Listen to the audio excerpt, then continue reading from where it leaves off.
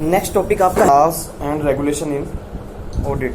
Audit में कुछ कानून के जो रूल्स एंड रेगुलेशन बने हुए हैं वो हमने पढ़ने हैं। सबसे पहला पॉइंट आपके पास इसमें आ रहा है consideration of laws and regulation in audit of financial statement.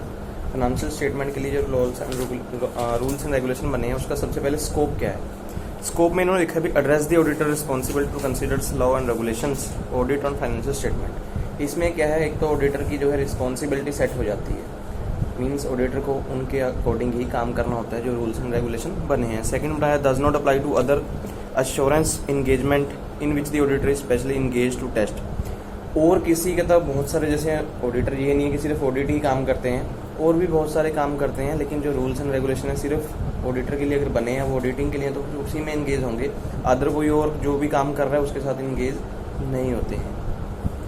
दूसरा इन्होंने साथ में आपको पॉइंट बताया भी होता है effect of laws and regulation.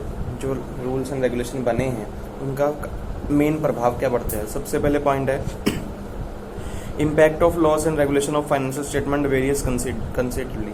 जैसे रूल्स एंड रेगुलेशन बने हैं फाइनेंशियल स्टेटमेंट वैसे ही बनती हैं। फाइनेंशियल स्टेटमेंट बिल्कुल कोई भी चेंज करके नहीं बना सकता। किसी भी कंपनी में देखो profit and loss, trading account, balance sheet वगैरह सेम वैसे ही बनेंगी, सबकी एक जैसी ही होती है। बस ये भी सबका काम अलग अलग होता है, उनकी एंट्रियाँ अलग अलग होंगी, लेकिन परफॉर्मेंस सबके एक जैसे ही होते हैं।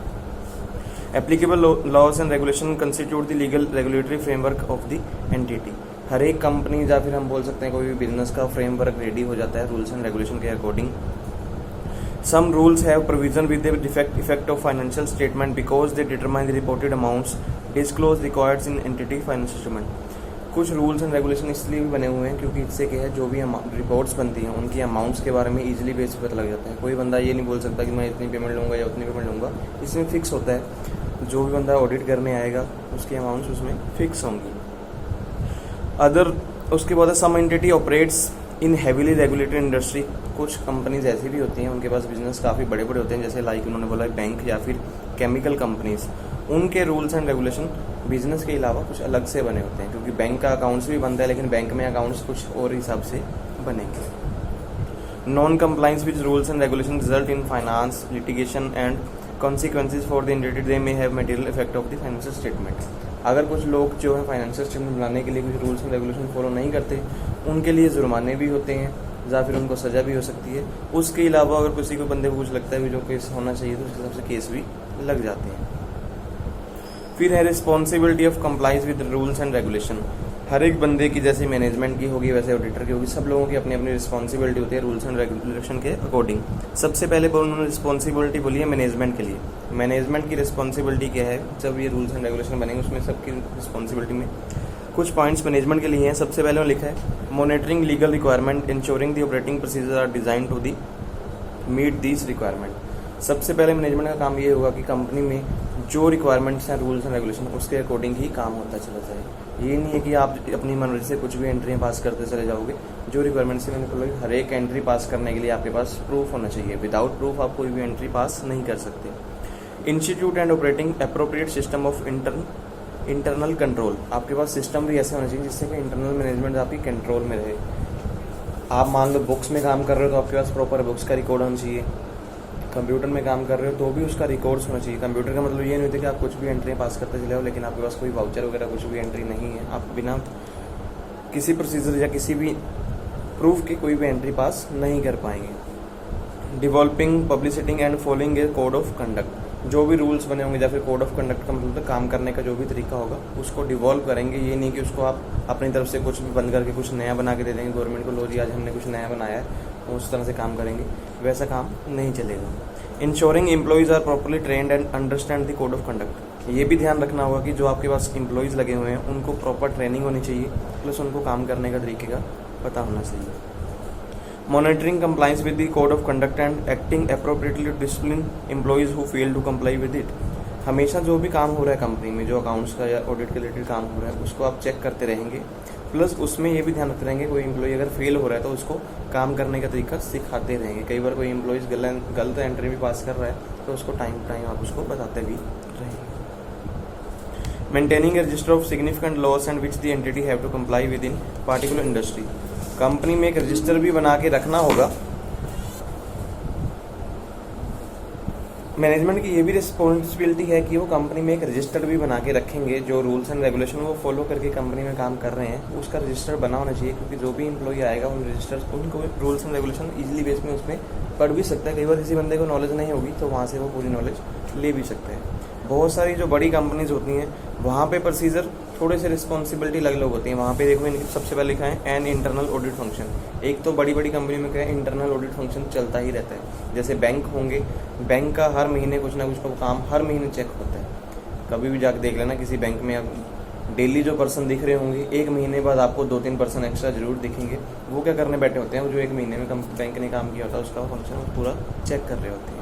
एक ऑडिट कमेटी, वो 1 साल बाद जब भी उनका ऑडिट होता है तो वो ऑडिट कमेटी अलग से आएगी ही आएगी। फिर है रिस्पॉन्सिबिलिटी ऑफ द ऑडिटर। पहले थी मैनेजमेंट की, फिर है ऑडिटर की रिस्पॉन्सिबिलिटी। सबसे पहले ऑडिटर की रिस्पॉन्सिबिलिटी है रिक्वायरमेंट इन SAS। SAS का मतलब है स्टेटमेंट ऑफ ऑडिट स्टैंडर्ड।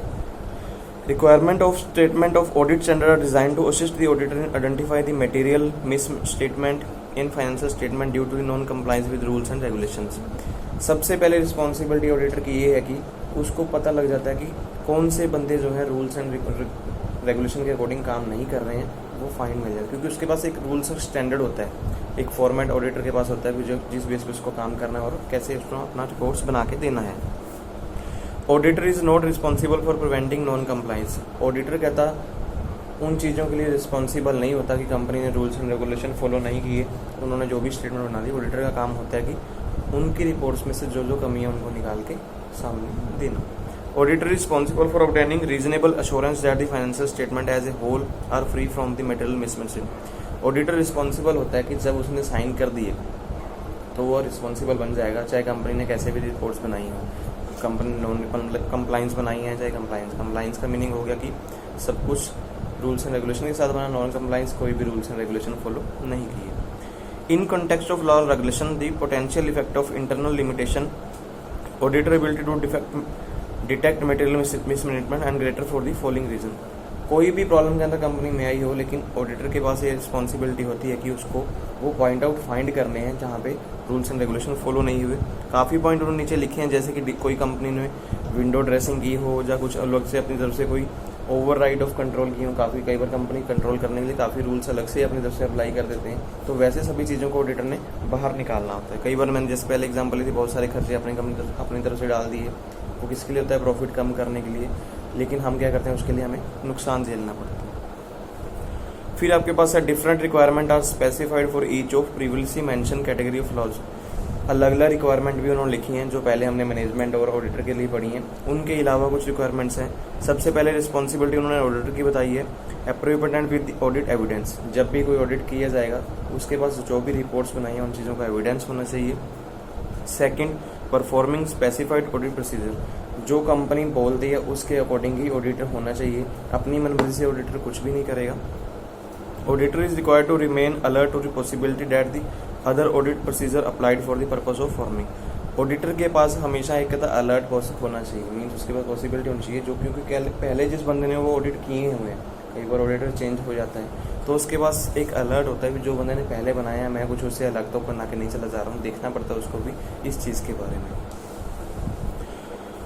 फिर एक पॉइंट आपके पास है auditor consideration of compliance with. Auditor की सहमति भी होनी चाहिए जो रूल्स एंड रेगुलेशन बने हैं। उन्होंने कुछ पॉइंट लिखे हैं, existence of laws and regulation relating to the operating aspects indicated do not have a material effect of financial statement are not captured by the accounting in internal control system.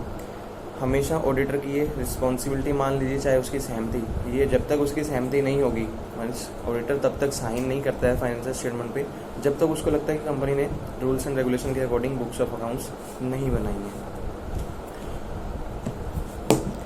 Inherent limitation of accounting and internal control system testing procedure, इसमें भी एक auditor की consideration, वही point दोबारा है। कई बार उसको लगता है कि इंटरनल कंट्रोल सिस्टम बिल्कुल ही फेल है, जहाँ फिर टेस्टिंग प्रोसीजर जो है बिल्कुल काम करने वाला नहीं है, कंपनी में जो रूल्स एंड रेगुलेशन बिल्कुल फॉलो नहीं है। Persuasive rather than the conclusive nature of audit evidence in journal. कई बार कहता ऑडिट में जो एविडेंस निकल के आता है वो परसुएसिव मीन्स उसको हम किसी को बता नहीं पाते हैं, अपनी मर्जी से कुछ भी एविडेंस निकल के आ गया है उसको आगे समझाना बहुत ज़्यादा मुश्किल हो रहा है, तो इसके लिए भी ऑडिटर की सहमति होनी ज़रूरी है। ऑडिटर कुल मिला के एविडेंस वो निकाले जिसको आगे किसी को बताया भी जाए। Deliberate design such as conclusion, forgery, deliberate failure to record transactions, senior management override of control, international misrepresentation being made, the auditor to conceal non compliance। ये ऑडिटर की सहमति होनी चाहिए। अगर ये पॉइंट्स कंपनी में किए गए हैं, अगर ऑडिटर ने सहमति कर दी है, फिर तो मान लो ऑडिटर ही रिस्पॉन्सिबल हो गया। अदरवाइज ऑडिटर की कंसिडरेशन होनी चाहिए कि ये जो पॉइंट्स हैं उसने खुद पॉइंट आउट की हैं, और सारे कंपनी को पहले तो मैनेजमेंट को ही बताए जाएंगे। अगर मैनेजमेंट सही करके दे देती तो वो साइन कर देगा, अदरवाइज वो डायरेक्ट गवर्नमेंट के पास पैसे ही लिख के भेज देते हैं।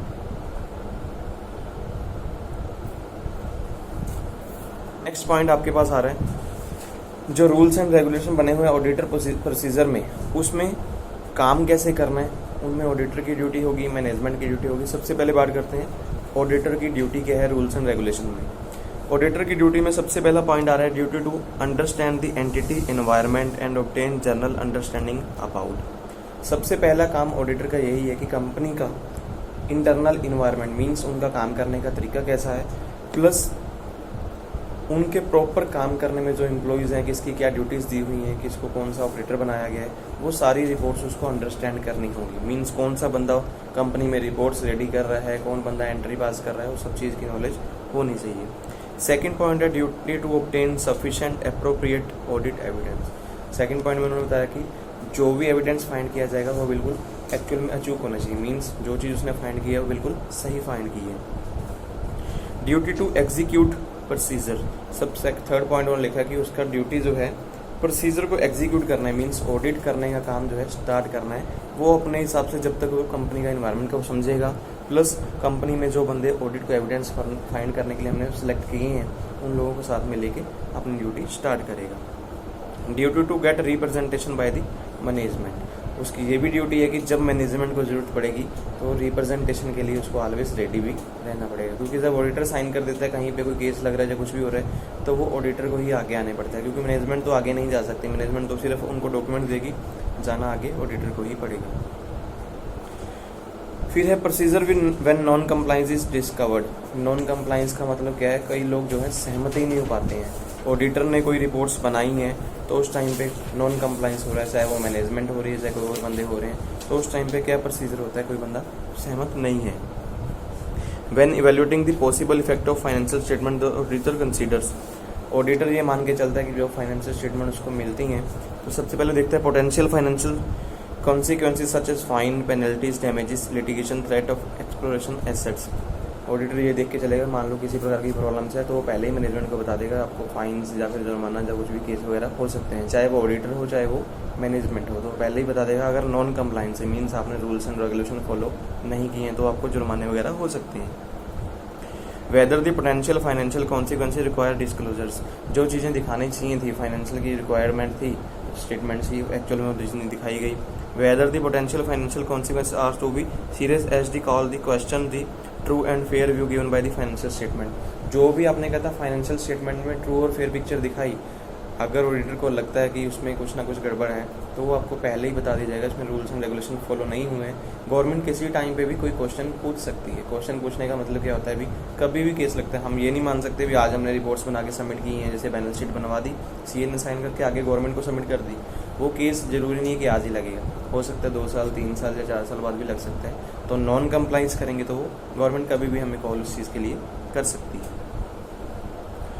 Reporting responsibility of the auditor for non compliance with the laws and regulation by the entity under audit. जो रिपोर्टिंग सिस्टम रिस्पॉन्सिबिलिटी है ऑडिट की, ऑडिटर का मेन काम क्या होता है, रिस्पॉन्सिबिलिटी सबसे पहले तो ये होगा कि अगर मैनेजमेंट किसी चीज़ को फॉलो नहीं कर रही है तो सबसे पहले रिपोर्ट्स वो मैनेजमेंट्स को ही देगा कि आपने जो एंट्रियाँ जो पास की हुई है ये सही नहीं है। मैंने कुल मिला के जैसे पहले ही बात किया था, आप बैलेंस शीट बनवाने जाओगे, आपने पूरे साल में अकाउंट्स की एंट्री पास की, जब किसी सीए के पास जाओगे वो पहले ही आपको देख के एंट्री में बता देगा ये एंट्री आपने पास गलत की हुई है या कुछ भी है, कि जब उसने ऑडिट करना है तो पहले ही होगा। अगर तो आपने पहले ही सही कर ली तो वो एंट्री सही हो जाएंगी, क्योंकि फर्स्ट जिम्मेवारी ऑडिटर की यही होती है कि पहले आप उसको सही कर देते हैं। अगर सही नहीं कर, उसके बाद भी आप सही नहीं करते हैं तो ऑडिटर ने तो साइन करके वो रिपोर्ट्स आगे जमा कर देनी है। उसमें वो साथ में फिर लिखता भी है, क्योंकि उसके कुछ क्वेश्चन होते हैं, आपने पूरे साल में बैंक में कितना पैसा जमा करवाया, वो सब कुछ उनके पास ऑनलाइन रिकॉर्ड्स होता है, आपको सारी चीज़ें मैच करके देनी होती हैं। उसने आपको एंट्रियाँ बताई, आपने वो एंट्रियाँ पास कर ली, अगर फिर भी नहीं की हैं तो बाद में जिम्मेवारी फिर आपकी भी हो जाती है। तो सबसे पहला रिस्पॉन्सिबिलिटी ऑडिटर की ये होती है कि अगर आप रूल्स को फॉलो नहीं कर रहे हैं तो पहले रिपोर्टिंग वो आपको ही करेगा, कंपनी की जो मैनेजमेंट है उसको करेगा। Non compliance of auditor reports, कई बार ऐसा भी होता है कि ऑडिटर की रिपोर्ट के ऊपर नॉन कंप्लाइंस हो जाता है। मीन्स जो ऑडिटर ने रिपोर्ट्स बनाई, मैनेजमेंट उससे सहमत ही नहीं है। नॉन कंप्लाइंस का मतलब ये होता है कि संतुष्टि नहीं है। When auditor has sufficient and appropriate audit evidence that non compliance exist, जब ऑडिटर के पास कहते हैं एविडेंस भी होता है लेकिन फिर भी नॉन कंप्लाइंस निकल के आ जाता है, वो उसका कारण होने का मतलब ये हो सकता है कि मैनेजमेंट को ये होता है कि हमारा काम नुकसान हो रहा है। तो उस टाइम पे भी मैनेजमेंट बोल सकती है कि नहीं, जो हम चाहते थे वो छुपा के रखना है, ऑडिटर वो चीज़ भी फाइंड करके ले आया।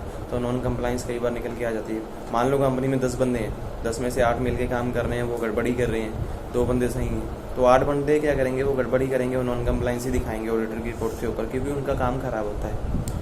When auditor has limitation on the scope of the auditor, जब ऑडिटर के पास भी कहता लिमिटेशन होती है ऑडिट करने के लिए, तब भी नॉन कंप्लाइंस निकल के आता है। मीन्स ऑडिटर कहता है कि मुझे इतने बंदे काम करने के लिए चाहिए, हमें इतनी फीस लगेगी और टाइम इतना लगेगा, लेकिन कंपनी उन चीज़ को फॉलो नहीं करती। वो बोलते हैं हम पैसे इतने देंगे, आप जितने मर्जी बंदे ले आओ, टाइम पीरियड भी इतना लेना है। तो ऑडिट की रिपोर्ट्स के ऊपर नॉन कंप्लाइंस निकल सकता है। मीन्स संतुष्टि नहीं भी हो सकती।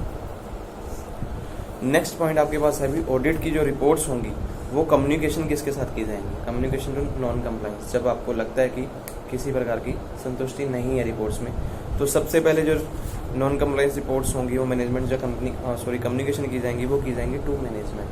पहला काम ऑडिटर का ये होगा, उनको लगता है कि कभी भी किसी चीज़ की प्रॉब्लम है आपके रिपोर्ट्स में तो मैनेजमेंट को इन्फॉर्म किया जाएगा। कुछ अलग अलग पॉइंट लिखे हैं उन्होंने। सबसे पहले लिखा है, if in the auditor judgment non compliance is believe to be international and the material, auditor should communicate the finding without delay. अगर ऑडिटर को लगता है भी कुछ पॉइंट्स या कोई ऐसी ट्रांजैक्शन उन्होंने, मटेरियल का मतलब ये होगा कि कुछ ट्रांजैक्शन ऐसी पास की हैं, तो बिना देरी किए हुए उनको फाइंड करना स्टार्ट करेगा और फाइंड करके मैनेजमेंट को बताएगा। अगर ऑडिटर को लगता है भी किसी प्रकार की कोई प्रॉब्लम है, सच है सीनियर मैनेजमेंट्स या इंक्लूडिंग मेंबर्स या फिर board of directors are involve in non compliance, अगर ऑडिटर को लगता है कि चाहे कंपनी के मैनेजमेंट्स है चाहे बोर्ड ऑफ डायरेक्टर्स हैं जो फॉलो ही नहीं कर रहे या रूल्स ऑफ ने, तो ऑडिटर क्या करेगा, नेक्स्ट हायर अथॉरिटी को अपनी रिपोर्ट्स जो है दे सकते हैं। मीन्स जो कंपनी के सेक्रेटरी होंगे जिन्होंने कंपनी में ऐसे पैसा लगाया हुआ। एग्जाम्पल हम ले लें, जैसे अंबानी ग्रुप है, अंबानी में वो हर जगह ऑफिस में तो जाके बैठते नहीं हैं, उनके जो आगे मैनेजर्स या फिर स्टाफ मैनेजर या डायरेक्टर बनाए होंगे वो बैठते हैं। जब ऑडिटर को लगता है कि हाँ यहाँ पे प्रॉब्लम है, तो फिर वो डायरेक्टर किसके पास जाएंगे, जो आगे कंपनी के मेन सेक्रेटरी या फिर हेड ऑफ डिपार्टमेंट बोल सकते हैं या फिर ओनर होते हैं, उनके पास से फिर रिपोर्ट्स हो जाते हैं कि आपकी कंपनी में पहले से ही प्रॉब्लम चल रही है। Where no higher authority exist, if the auditor believes that the communication may not be act upon unsure person to whom the reports, auditor may considering seeking legal advice. जब auditor को लगता है कि कोई higher authority है ही नहीं company में, means company का ओनर ही गलत करता चला जा रहा है, तो वो नॉन कंप्लाइंस की रिपोर्ट्स के लिए फिर क्या करेगा, वो लीगल एडवाइस पे ही जाता है।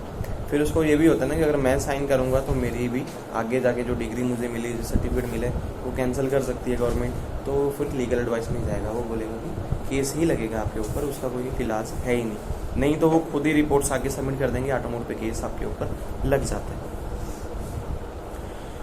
सेकेंड पॉइंट लिखा, to user of the audit reports of the financial statement.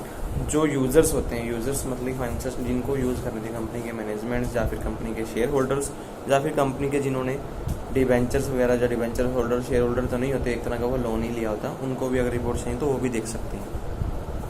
If the auditor concludes that the non compliance has the material effect of financial statement, the auditor should expect से qualified advice adverse opinion. जब भी auditor को लगता है कि company में rules जो regulation पास follow नहीं हुए हैं, तो हमेशा वो एडवर्स ओपिनियन देता है। मीन्स उसके उलट ही कंपनी में सबको बताएगा कि जो कंपनी की रिपोर्ट्स बन रही हैं इस बेस पे बनी हुई हैं। अगर उनको लगता है कि कोई भी बंदा बेस नहीं देखने वाला, तो लिमिटेशन आगे ओनर्स वगैरह को बताएगा, ओनर्स नहीं है तो फिर दोबारा लीगल इफेक्ट ही बताएगा। मीन्स चाहे वो मैनेजमेंट के लिए चाहे वो शेयर होल्डर के लिए, उसने काम वही करना है। To regulatory and the enforcement authorities. Regulatory and enforcement authority का मतलब क्या हो गया, जिन्होंने रूल्स एंड रेगुलेशन बनाए होंगे। अगर नॉन कंप्लाइंस आ रही है तो ऑडिटर की ड्यूटी यही होगी, कॉन्फिडेंशली मीन्स चुपके से बोल लीजिए या फिर आपको किसी को बिना बताए उसने रिपोर्ट जो आगे सबमिट करनी होती है, फिर वो रिपोर्ट सबमिट कर देगा। उस पेज पे फिर कंपनी खुद ही जिम्मेवार होती है अगर नॉन कंप्लाइंस करती है तो। Withdrawal from the engagement. Last जो मेन पॉइंट निकल के आता है, अगर कोई कंपनी नॉन कंप्लाइंस में चलती है, रूल्स एंड रेगुलेशन फॉलो नहीं करती ऑडिटर के बताने के बावजूद भी, तो ऑडिटर क्या है, विड्रॉल हो जाता है फ्रॉम इंगेजमेंट। मीन्स जो उसने कंपनी के साथ जुड़ के एक लेटर साइन किया होता है कि मैं आपकी कंपनी ऑडिट करूंगा, इतना कर लूँगा, तो उस लेटर को ख़त्म कर देती है। उसमें स्पेशली पहले से लिखा होता है अगर ऑडिटर की बातें नहीं मानी जाएंगी तो जो हमने एक परफॉर्मेंस साइन किया था एग्रीमेंट, वो एग्रीमेंट जो है कैंसिल हो जाता है। तो ऑडिटर अपना फ्री हो जाता है, क्योंकि ऑडिटर की जिम्मेवारी उसमें कंपनी से फ्री होती है। कंपनी के ऊपर केस लगे तो ऑडिटर जिम्मेवार नहीं होता। इंडिकेशन डेट नॉन कंप्लाइंस में हैव ओकर्ड, ऐसे कौन से पॉइंट है कहता है जहाँ पे आपको लगता है कि नॉन कंप्लाइंस हुआ है। सबसे पहले investigation by government department on payment of fines, जब गवर्नमेंट खुद इन्वेस्टिगेशन करती है, उनको लगता है कि किसी प्रकार की आपने पेमेंट्स की हैं। एग्जाम्पल ऐसी कोई ली जाए, कभी इनकम टैक्स केस के बारे में सुना है, वो बोलते हैं कि आपने इतनी अमाउंट्स कैसे किसी को ट्रांसफ़र कर दी। वही बार बहुत बार केस लग जाते हैं। जैसे बैंक वाले ही बोल देते हैं अगर आपके बैंक में पैन कार्ड नहीं लगा हो तो आप 50,000 के ऊपर की ट्रांजेक्शन कर रहे हो तो पहले पैन कार्ड लगाओ, क्योंकि उसका मेन रीज़न होता है कि अगर आप ऊपर से अमाउंट लगाओगे तो सीधा रिपोर्ट्स तो गवर्नमेंट के पास जानी है, तो गवर्नमेंट भी उनको पूछ सकती है, तो डायरेक्ट आपके ऊपर ही। जीएसटी टाइम पे, जैसे जीएसटी नहीं सॉरी नोटबंदी जब हुई थी, नोटबंदी में जिन लोगों ने 50-50 हज़ार के ऊपर की ज़्यादा ट्रांजेक्शन की थी, सबको नोटिस आए थे भी आपने अमाउंट्स कैसे ट्रांसफ़र कर दी, जबकि कैश तो था ही नहीं, 50 से 50 हज़ार किसको चला गया, वो सारे केस ही लगे थे एकदम से। तो वो होता है कि गवर्नमेंट खुद ही फाइंड करते हैं उन लोगों को। सेकंड पॉइंट है पेमेंट ऑफ अनस्पेसिफाइड सर्विसेज और loans to consultant related parties employees and government employees. कोई ऐसी पेमेंट्स जो बिना किसी वजह से की गई, आपने बोल दिया कि हमने लोन दिया, जब किसी गवर्नमेंट में खाते में जमा वैसे करवा दिए, किस बेस पे जमा करवाए, ये भी नॉन कंप्लाइंस माना जाता है। Sale commission to the agent fees appear explicit relation to दोस्त। कुछ बंदे जो कंपनी के साथ जुड़े हुए हैं, आपने बोल दिया कि हमने उनको कमीशन दिया है, किस बेस का कमीशन दिया है, आप उसको दिखाना पड़ेगा भी कौन सी सेल का कमीशन दिया है। वैसे तो आज तक तो सेल का इतना कमीशन दिया नहीं, आपने हैवी अमाउंट दी, तो कैसे किस बेस पे दी है। Purchase at prices significant above और बिलो मार्केट प्राइस, कोई सामान ऐसा परचेज किया जिसकी मार्केट में इतनी प्राइस है ही नहीं, आपने बहुत ज़्यादा अमाउंट पे खरीद लिया या कम अमाउंट पे भी खरीद लिया, तो उस चीज़ को भी हम बोल सकते हैं कि इंडिकेटर है कि आपने नॉन कंप्लाइंस किया है। Unusual payments in cash other unusual transaction, जिन ट्रांजेक्शन का कोई मतलब ही नहीं बनता उसकी एंट्री कंपनी में पास कर देगी। एग्जांपल के तौर पे बोल दिया कि हमने आज कंपनी में 50 गायें बुलाई, उनको घास खिलाया, वो किस बात की एंट्री बनी भैया, आपने पैसा ऐसे ही खर्चा बना दिया, गायें आज तक तो उन्होंने बुलाई नहीं है, अपना प्रॉफिट कम करने के लिए आपने गायें बुला ली, तो कैसा मतलब हो गया। आज 5 पंडित बुलाए, उनको बढ़िया करके खाना खिलाया, वो चाहे 10-10 रुपये लेके गए हो, आपने 500 डाल दी तो गड़बड़ हो जाएगी, है ना। एक तो भगवान माफ़ करने वाले नहीं होंगे फिर। Payments of goods and services made other than the country from which the goods are services originated, आपने पेमेंट्स किसी और कंट्री में की हैं लेकिन सर्विसेज आपको किसी और कंट्री से आई थी, ये भी पॉइंट्स फाइंड हो जाते हैं, इंडिकेटरी होंगे ये भी। A system in accounting system which failed whether the designs accident to provide adequate audit trail and sufficient evidence, आप एक्चुअल में जो दिखाना चाहते थे उसको दिखाने में फेल हो गई, मींस ऑडिट में कुछ और दिखाया, फाइनेंशियल रिकॉर्ड्स में कुछ और दिखाया, तो उस टाइम पे भी इंडिकेटर होगा। Unauthorised transaction and improperly recorded transaction, आपने बिना किसी अथॉरिटी के भी ट्रांजैक्शन रिकॉर्ड की हुई है जिसके बारे में कुछ पता ही नहीं है। उसके बाद है मीडिया कमेंट, अगर मान लो आपकी कंपनी के ऊपर मीडिया ही कमेंट करने लग जाता है तो ये भी एक तरह के इंडिकेटर होते हैं, तो गवर्नमेंट आपके ऊपर केस लगा सकती है। हम वैसे एग्जांपल मान के चलें